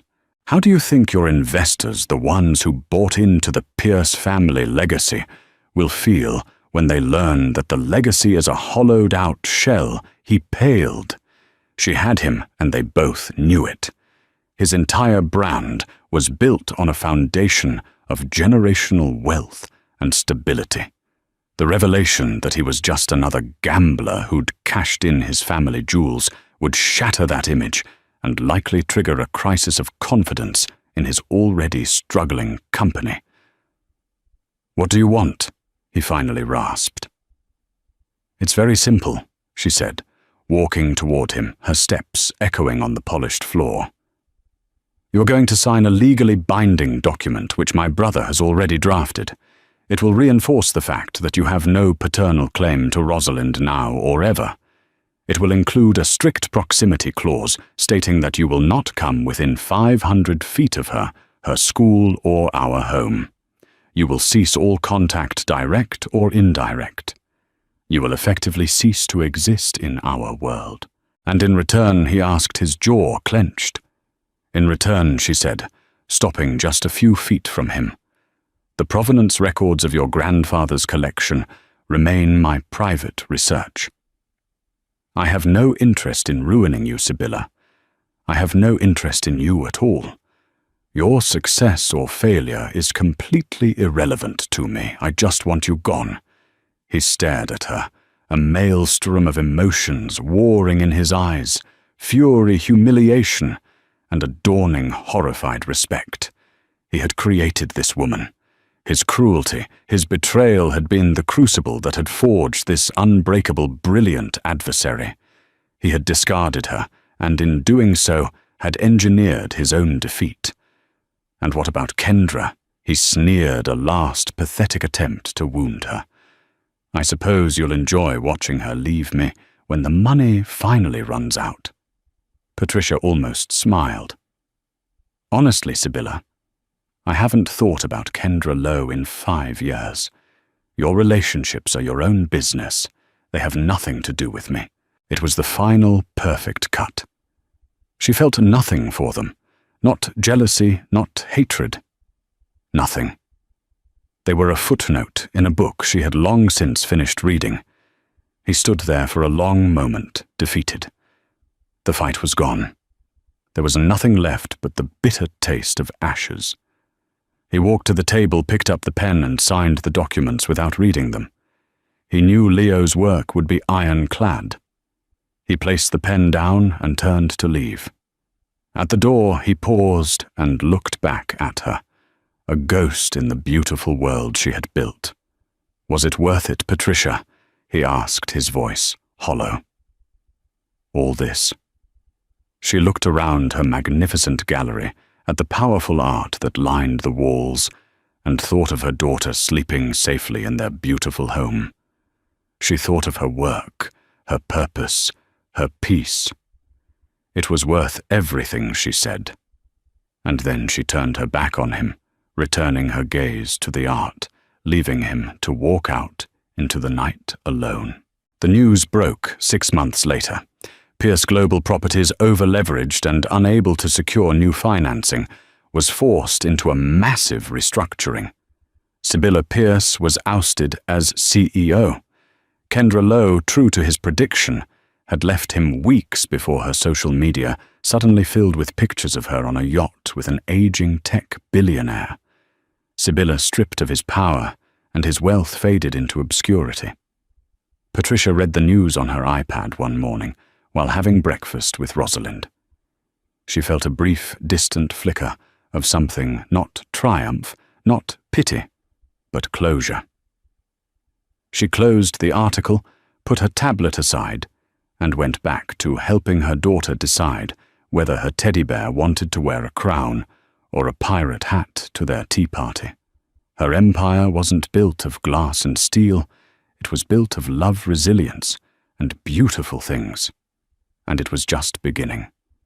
That is the incredible story of Patricia Chatsworth. It's a story that proves that the greatest revenge isn't loud and destructive, but quiet, brilliant, and constructive. She didn't set out to destroy the man who broke her. She set out to build a world so magnificent that he no longer had a place in it. Her journey from a heartbroken wife to a self-made millionaire is a powerful testament to the strength that can be forged in the fires of betrayal. It's a reminder that our greatest creations can often rise from our deepest pain.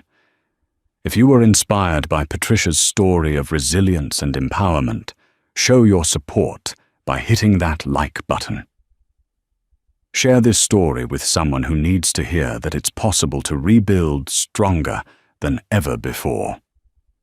And for more stories of incredible transformations and inspiring journeys, make sure you subscribe to the channel and turn on notifications.